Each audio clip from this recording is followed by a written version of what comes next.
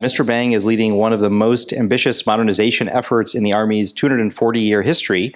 And of course, we're honored to have you here to give us an update on where that stands. Before starting, though, I do want to remind everyone that you can pose questions for us up here by sending them to nexus@applied.co, and then I'll see them on my iPad here, and I'll pick a few of those to ask Mr. Bang on stage. But getting started, so prior to coming up here, you had a chance to see some of the footage of the auto industry in China and what's happening at the Beijing Auto Show, and some of the really interesting new software-defined capabilities that were on display there. So what's your reaction to what you saw there? I think that it's very logical if you think about it. A lot of the tech that they were using is a lot of the tech that we have here, but the speed in which they've adapted that and the speed in which they've actually scaled that, I think, is impressive. And so, from an autonomy and automobile perspective, we've been working on that for a long time. And that's kind of the transformation efforts that we're trying to drive in the Army. Leveraging industry, but also doing it faster and scaling that. And so the reason why I say it's very logical that China has been able to do that is because if you've looked at China as a threat, the way that they've kept their eyes really on the target, and they've had a long-term strategy. So they've done it from an economic standpoint, they've done it from a military standpoint, a political standpoint. So why wouldn't they do it from a technological standpoint? And so for us, from a Army perspective, we look at those type of things and look at how do we actually deter the aggression or the way that China really scales things, right? So if you look at China, there are 1.4 billion people. They have a huge advantage from the U.S. from just even a population and a volume perspective. And so when you can mobilize the whole of the country, people, government, companies, of course, they're going to make advances in tech or even our tech and scale that a little bit faster if we don't actually work together. And again, that's what we're trying to do in the Army, work with industry, scale things faster and better so we could get capabilities for our warfighters. What do you think this ultimately means for the Chinese military and how this technology makes its way into the military sector? Yeah, I think that's a great point. I mean, the way that we, and you all have seen it in Ukraine and Russia, some of our weapons platforms are extremely exquisite. And they work even though when I joined 1980s, a long time ago, it was still a weapons platform from them, but it still works now and it's exquisite and it's really kicking Russia's butt. But when you look at China, right, they have been modernizing everything as well. But the advantage they have is they also have volume. And so if we're not thinking about things a little bit differently, asymmetrically, as well as kinetic and non-kinetic, they're going to overwhelm us from a volume and scale perspective. And so I think we really have to look at things a little bit differently because we're not going to beat them from a volume play as well. What about from the process of adopting commercial technologies? Do you think that China has an advantage in that domain? Yeah. So that's a great question, Peter. I really do. And, they don't have the same privacy laws. They don't have the same guardrails that we have in place for certain amounts of technology. They can really look at it a little bit differently. And so I do think they have some advantages in that context. Now, having said that, y'all have seen from the Army perspective, we are trying to break down obstacles, right? From the way that the Army and the DoD has historically done things and their approach to tech. And again, I come from y'all's side. I understand how we do it on the commercial side. We're trying to really implement that on the Army side so we can really break down those obstacles so we can actually compete with China differently like they're competing with us differently. Really interesting. And so the Chinese military appears to be putting the concepts of speed and mass really at the center of its strategy. So given that, how does that impact our strategy? Are there things that we need to be doing differently? Yeah, so we touched on the mass. They have the mass and volume, right? And right now, from a tech perspective, they are going fast. And so if y'all have heard how the Army and me and Mr. Bush have been talking about it, we're talking about acquisition at speed as well. So how do we actually get capabilities at the speed that we're talking about? And we've been actually doing things from a production at scale. So really what that means is how do we get and acquire, build, and adopt technologies faster, speed? How do we get production at scale, volume, and mass? And we're doing things from like I was talking about, breaking down obstacles, but we're being very aggressive with the authorities that Congress has already given us for the same reasons that commercial. Y'all are aggressive about things because you learn and you fail and you learn more and you pivot quickly. And so that's what the Army's trying to do. We are doing that. And then some of the production at scale, fortunately, like I was alluding to, because of the Ukraine scenario, as well as Israel, as well as Taiwan, and even Haiti, we have been fortunate enough to get some supplementals, right, for security assistance as well as for presidential drawdown authorities, which also come with some more money. And so that is how we're looking at getting more production at scale to, really counter some of the mass and speed that you were talking about from China. And of course, speed is critical, but of course, the Army will want to balance that with responsibility, right? Not doing things too quickly. How do you think about that balance, and how does that shape sort of your thinking? Not wanting to, let's say, be brash in various actions. Yeah, I mean, that's a great point. When you talk about agile, a lot of people are like, "Oh, agile means you go fast." Well, yes, that's true. But that doesn't mean there's not rigor or processes. And a lot of people that don't understand software development just kind of think, oh, you don't have to document anything. We're just going to go do this and we're going to do haphazard, right? It's the presence of processes. It's the presence of techniques that are in place and tools to help you automate things so you can go faster. And so I do think agility comes with some rigor. I think there has to be some policies in place to enable those things. From a responsibility standpoint, I'm sure you're talking a little bit about the AI portions. The White House, this administration, and the DoD has really been very specific around ethics and about responsibility and trust. And so we actually embrace that.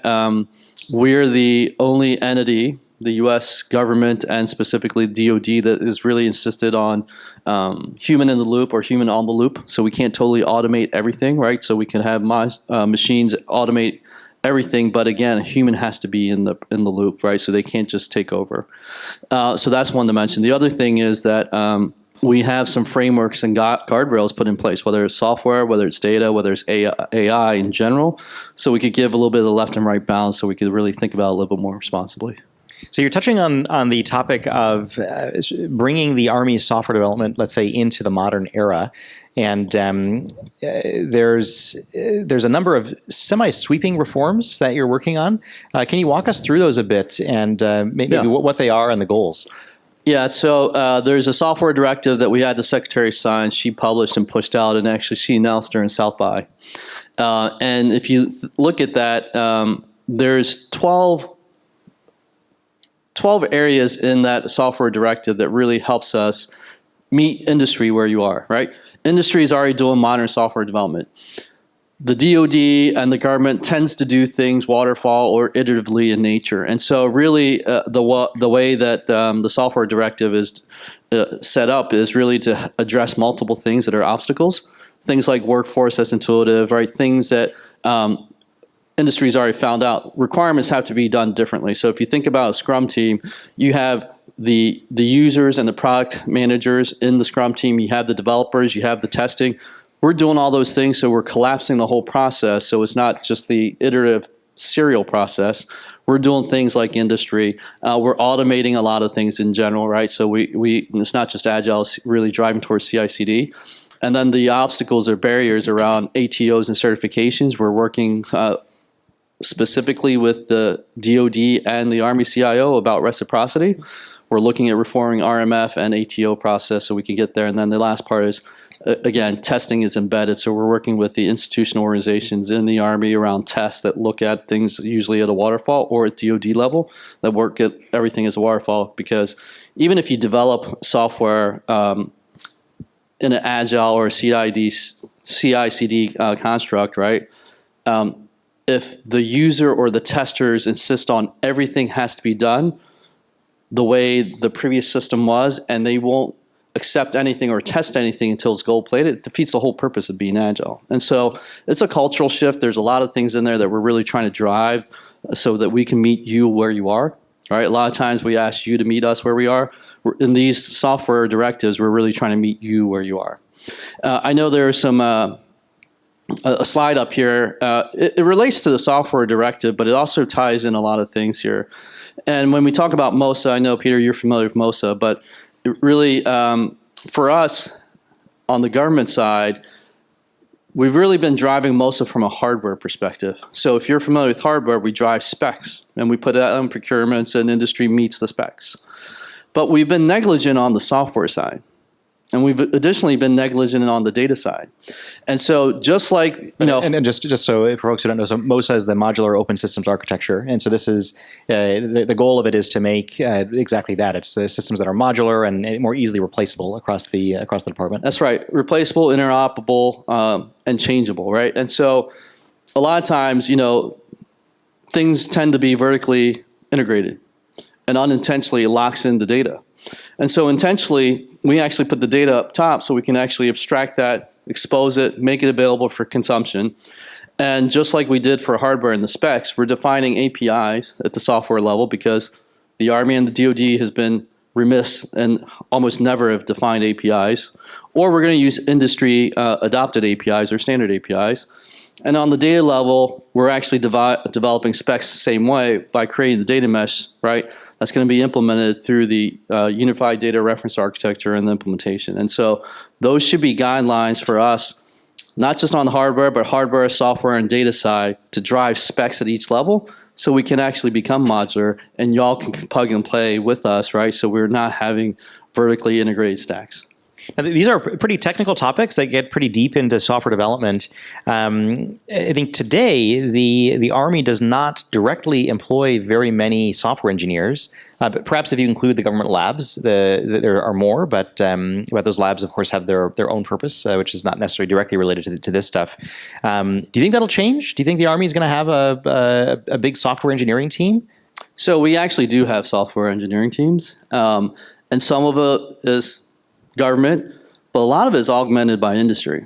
And so it's the same thing. It's a teamwork approach. This guy right here, one, right? But, you know, when you think about that, the ability, going back to what we talked about, speed and scale, right? We need more help from industry, and we recognize that we're going to be successful, it has to be a partnership. So we have no delusions that the government are going to put you out of a job and actually develop everything. No delusions. We're not going to do that. What we need is help from you all to really help from a scale and a speed perspective so we can get capabilities. So it's got to be a team effort. Now, prior to this panel, I was actually contacted by a number of software companies that are working with the DoD, and they wanted me to ask you about the cost reimbursement type model. And I think generally software companies are not the biggest fan of that model, because it's oftentimes counter to how we think about developing software and being efficient. But you advocate for this model, at least in a number of different ways. How do you think this is going to affect the Army's ability to work with strong software companies, and what are your opinions on that model? Yeah, so I have just like you, right? If you're on the technical side, you will be very opinionated, right? Because implementations matter. And for me, look, at the end of the day, I think people don't understand the context, right? And so I would encourage industry, come and talk to me, come and talk to my team about that. But the intent of, one, the software directive, right, that talked about that, was not to default everything to firm fixed price, right?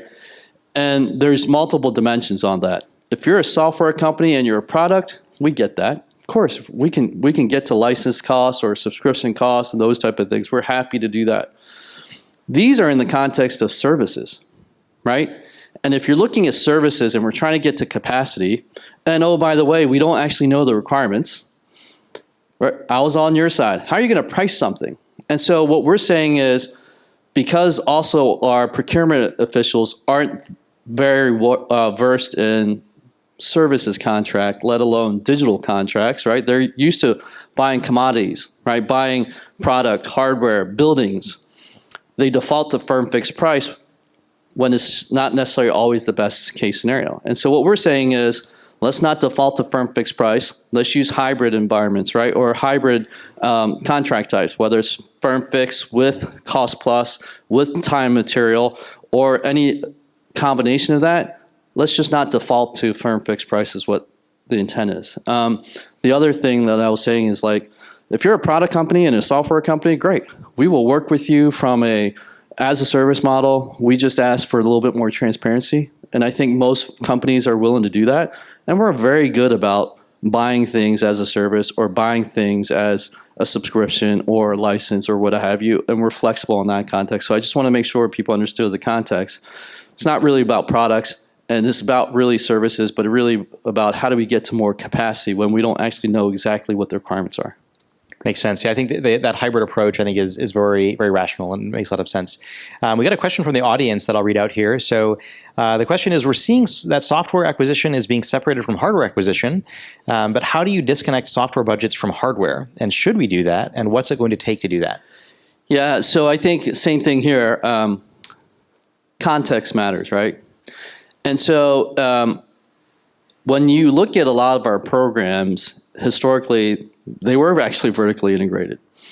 And part of why we're looking at separating certain things is because when you have vertically integrated, you have something on the Army side or the DoD side called the material release process. And when things are very coupled together, we could only refresh that whole stack based on the, I don't know if it's the lowest or whatever the common denominator, in this case, hardware. And hardware, y'all know, tends to be refreshed 5 to 10 years. Software isn't. We can get that immediately, and especially if we're doing CI/CD. So why would we want to hold up our software update capabilities and tie it to a 5 or 10 year refresh cycle?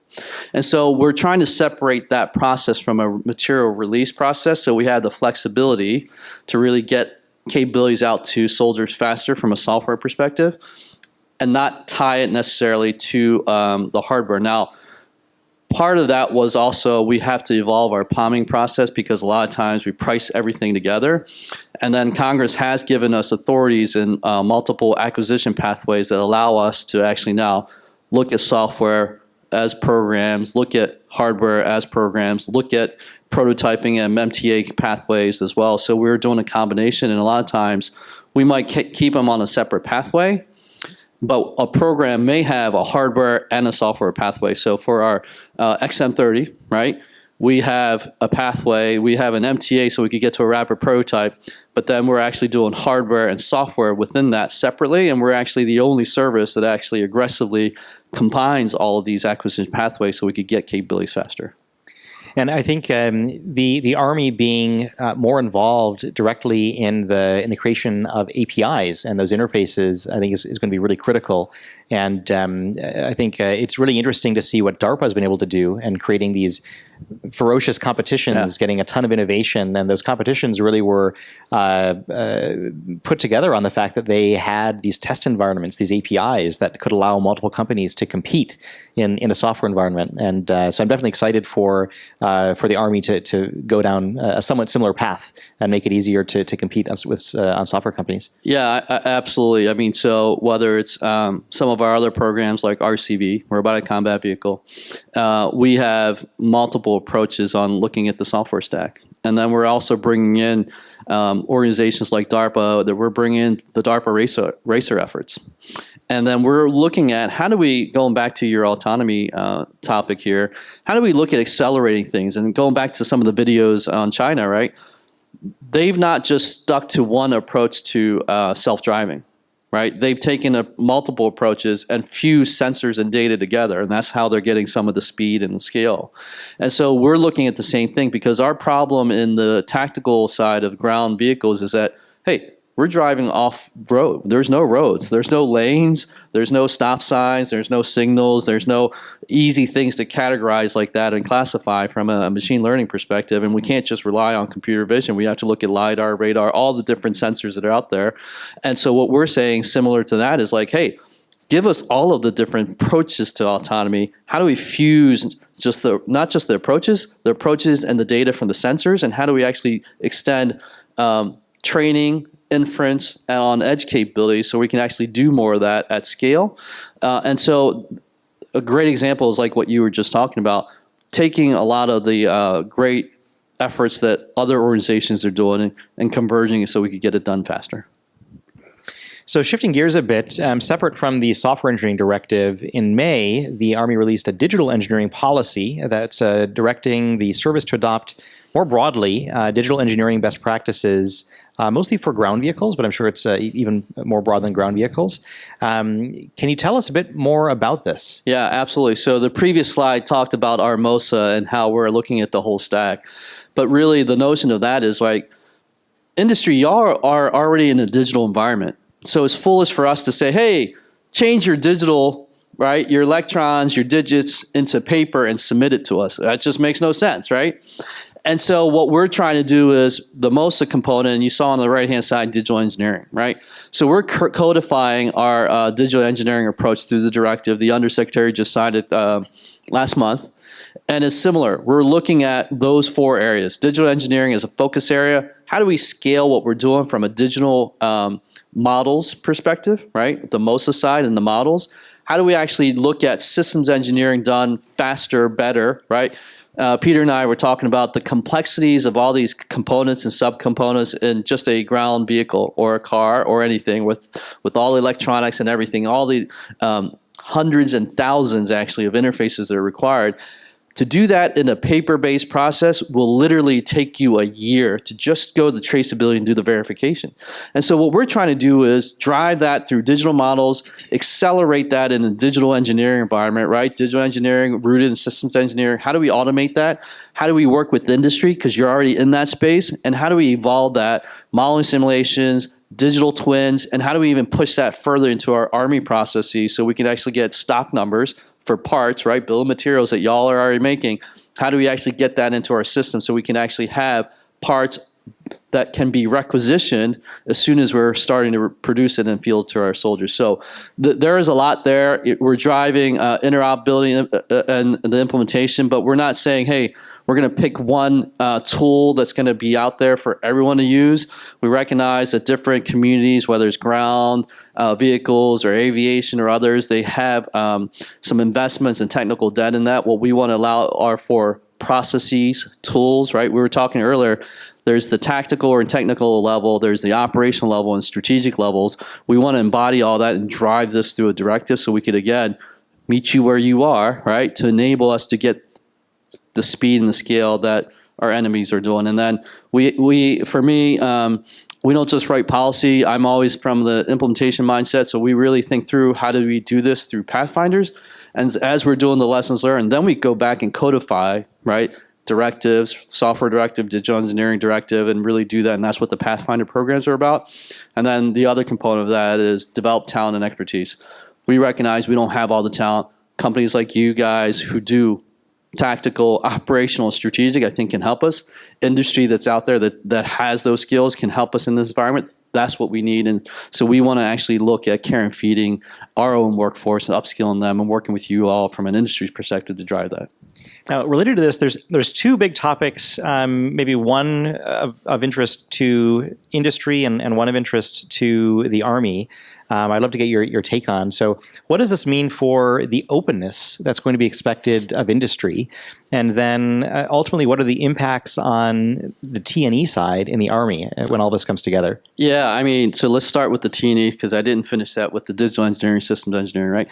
T&E is hard because the Army is done in a certain way because we have, let's face it, exquisite weapon systems, right? It's life and death. And so they want to be very deliberate and conservative. But what we're saying is, we can accelerate that in a digital environment. And so we are working with organizations who are still on our government side on the paper-based model and helping them understand how we can do it and show them the traceability. And then we're really working on that. So at the end of the day, if things are too tightly coupled, it's hard for our testing community to really trace back the root cause analysis. And so we're actually trying to get things to a tactical or technical at the atomic level, right? So we can actually identify inputs, outputs of what the expected outcome should be so we don't have to go back for every release or everything that we're doing and test the whole engineering V again. We can really get to the very specific task or entity at the atomic level, retest, re-engineer, re-diagnose, whatever it needs to be at that granular level so we're not having to test everything for safety critical issues, for a car, for whatever it is, right? It would just take forever and a day. So it is a big cultural shift we are trying to drive with the testing community. We are trying to work that. It's a little bit of a journey, so bear with us, but we ask you to help us with that. The openness is a very good question. We recognize that, in certain scenarios, there is room for vertically integrated stacks, right? If it gets us certain capabilities faster, or maybe it becomes, from an emergency or whatever perspective, there is room for vertically integrated stacks in our architecture, but we don't want to be totally reliant on that. And so we do want to drive more APIs. We do want to make things more modular. We do want to drive standards so we can actually plug and play. So over the course of time, we don't incur too much technical debt that we can't ever get out of it, right? And so it's a little bit of a balance. We recognize certain things like China is doing now from a scale and speed perspective and a volume perspective. They are doing some techniques that may vertically align some things. We do recognize in some scenarios that's needed, but over a course of time, we don't want to be stuck to it, and we do want to have more interoperability. And again, the DoD has never been good about defining specs at the API level. We are taking that head on, and we're driving that difference. All right. Well, switching gears a bit, I wasn't going to let you get off the stage without talking about AI. So sure. let's talk about AI. So the Army has developed a new framework for developing safe networks for AI, and the Army's calling this Defend AI. Can you bring us up to speed on this initiative, and what problem is the Army trying to solve here? Yeah, so I think I have a slide on that. So that's a really good question. If we develop everything in a controlled, trusted environment, that's easy. That's table stakes, right? It's just like good hygiene around software development and DevSecOps and baking and security from the get-go. And so for us, we recognize that that's not necessarily always feasible. And oh, by the way, industry, y'all are making incredible algorithms better than we are. And again, just like we were saying, we're not going to displace industry from a software perspective. We're not going to displace y'all from an algorithm and AI perspective. You're going to make some incredible algorithms better and faster than us. And so what we're trying to do is saying, how do we look at that institutionally, and how do we break down obstacles so we can adopt your third-party generated algorithms, right, that may not been developed in our trusted environment. And so our whole thing is trust but verify. And here what we're looking at is an AI layered defense framework, or like you said, hashtag defend AI. And we're looking at it from a risk perspective. We're not saying, hey, eliminate all the risk, because we know it's not realistic. But we want to look at different things and look at the controls, and so that the Army and our leaders can make risk-based decisions. All of y'all, from an industry perspective, make risk-based decisions every day, whether it's financial risk, whether it's reputational risk, whether it's technical risk, whether it's all those things. And so what we're saying is we want to be able to adopt third-party algorithms developed by y'all. We just want to have a better sense of the risk. And depending on the mission, maybe we'll take higher risk, or depending on the mission, maybe we'll take lower risk. And this is just a way to really quantify our risk so we can make those type of decisions informed, trust but verify. And again, these are the things that I think about all the time, because let's face it, I always say data is table stakes for AI, so we can get that at scale, right, and at speed, right? These are the things that we're thinking about 2 steps ahead, so we can actually get to adopt your algorithms faster. Yeah, we'd love to go a bit more specific as well on the topic of risks. So yeah, from your perspective, what are the risks that are top of mind? Yeah, so if you think about it, right, we talk about data as table stakes, right? Who's developed a computer vision algorithm? I know I have, right? And so whether you use YOLO or not, or whether you use open data sets or not, I will guarantee you if you use open data sets, there's poison data in there. And so we recognize that. We're not totally unrealistic. We are technical too, right? And so what you're saying is, as an example, we just want to reduce the risk. We want to understand that risk and make decisions, right? So there's that, there's inversions, there's adversarial attacks, all the different type of risks associate that. We're laying down in the framework, and then having some controls in place, or tools and processes, and this is where we want industry's help. As we actually flesh this out, we want your expertise with tools and processes, right, to help us categorize the risk, put in some controls so we can actually have a better sense of what the risk we're taking across the board, from data, from algorithms, from training, from everything. And then that way, we're going to automate this whole process so we can actually get to adopting your algorithms for our mission faster. Does that make sense? Yeah, really, really interesting. And the concept of poison data, this is a relatively new concept. I think certainly 10 years ago, I don't think the Army was thinking about this. You mentioned in open source data sets, this kind of thing exists. Of course, in the defense ecosystem, we're typically not using the open source data sets. How likely do you think that is to be a real problem in these systems? And what do you think we can actually do to defend against it? Yeah, so I'm going to date myself. 20 years ago, I can actually say this. 20 years ago, I was developing algorithms, right? Biometrics is an algorithm. I was one of the first people to publish a OASIS standard on biometrics. As we were doing that, guess what? I was getting paid by the CIA to spoof it. It's real. It's a real thing. Even back to 20 years ago, there were small sub-pockets of our institution that kind of understood some of the risks associated with that. All I'm saying is that is now heightened now. And all we're saying is that the spoofing, whether it's the data or anything else, right, or the poisoning, right, that is out there. Inversions, right, prompt engineering, right, the hallucinations obviously are all different things around that space. And again, we recognize that we're not going to defeat it all. We just want to be able to identify the risk and put some controls in place so we can adopt those in different mission sets better. So this also relates very much to some things that we've seen in the news going on in Ukraine. There were some examples that were quite public where it wasn't even a hyper-sophisticated spoofing. It was things like there are different autonomous systems that have computer vision algorithms to recognize planes, and so then the Russians put tires on the planes, and that is enough to make it so the computer vision algorithms don't work. What do you think that lesson should teach us, and how does that impact what you're thinking about these days? Yeah, I mean, it just reinforces my case of why we needed layered defense framework, right? And so those are just easy examples, right? And then think about it this way, like, from a cyber perspective, 20 years after the notion of cyber, we're still fighting and looking for talent, pen testers and everything else, right? But we have such a hard time even finding Trojans in code, right? And so think about if you actually have algorithms, right, that are used as triggers for something else that's embedded in code, and if you're looking at things separately, you'll never find that. And so these behaviors that are out there that can trigger something or spoof something in those type of scenarios are just basic things, like you said, putting tires on planes. You don't even have to do that. You can actually just put, a blanket in front of your face, right? Or basic things. It can easily be spoofed. So again, that's why we're saying we need this, and I think you're making the point. The other thing about Ukraine, we're just learning a lot from that. I don't think we're quite mature enough to say that it's lessons learned, but I think we're making lots of observations there. And again, the Army does a super job with our organizations that really are codifying that, working with AFC, working with our force comm units, and they're really taking a lot of these observations. But I put in there some guiding principles around what I'm calling hybrid warfare, right? So when I joined the Army, rejoined the Army about 3 years ago, we were doing awesome work working on precision weapons. Precision weapons are incredible because they're incredibly accurate. And we're spending a lot of money and it's exquisite.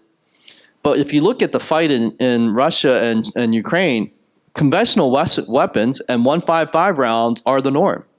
And so what we're saying is, from an acquisition perspective, we want to give our warfighters capabilities to do both.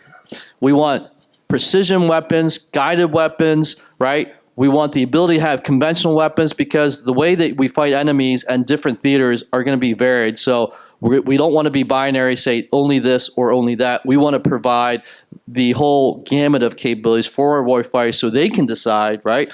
We have incredible generals who know the art and the science of warfare and their leadership. We want to enable their leadership and give them the opportunity to pick based on what their experiences are. You can see the rest of those things, the low signature and being on the move, right? Look, Russia lit up like Christmas trees, so they were easy targets. But our formations, when we put more capabilities down our brigades. That actually allowed them to be able to do certain things, but it made them heavier and slow. and they also light up like Christmas trees. So we're trying to bring the complexity up, make them more mobile, right? Let them hide in plain sight, reduce their electronic signature. Some of the things that we're doing there are pretty interesting. So I've only put cyber and EW just as a bullet because some of those are classified. But we have to give our warfighters kinetic and non-kinetic capabilities to fight our enemies differently. And then going back to the precision weapons, one of the things that we used to joke about, or at least me and Mr. Bush used to joke about, is like, hey, we have these exquisite capabilities that can now shoot so much further. But if we don't have the ability to see or sense over the horizon and see further, what are we really shooting at? And so the Army has really been driving new thoughts, new concept around sensing, the ubiquity of space assets now.